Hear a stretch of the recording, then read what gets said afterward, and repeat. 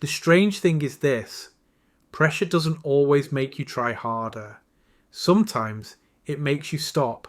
And if you freeze under pressure, this isn't weakness. It's human. Freezing is often mistaken for indecision, as if you don't know what to do, as if you're unsure. But freezing isn't about confusion. It's about too much being at stake. Your system senses that movement could make things worse, that one wrong step could cost safety, approval, or control.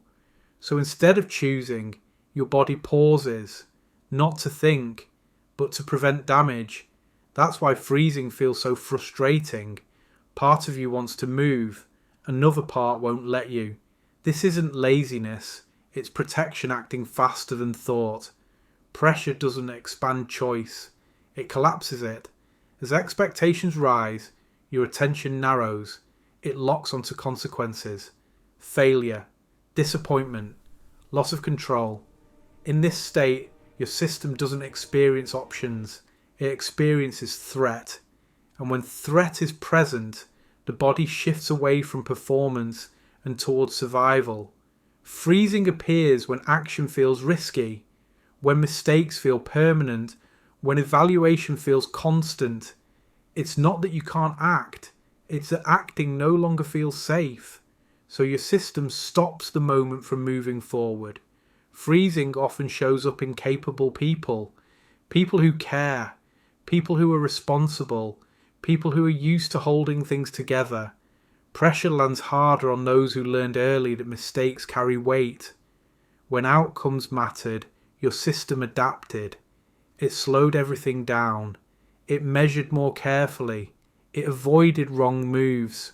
Freezing became a way to protect stability. Not because you lack ability, but because you're tracking too many variables at once. Under pressure, your mind doesn't go empty. It becomes crowded. And stillness starts to feel safer than choosing wrong. Freezing isn't a mental decision, it's a physical response. You might notice shallow breathing, tight shoulders, a locked jaw, a heavy stillness.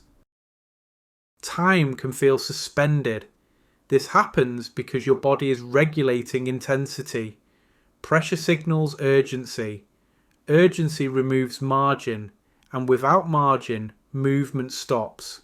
Not because you failed, but because your system is waiting for safety cues that don't arrive.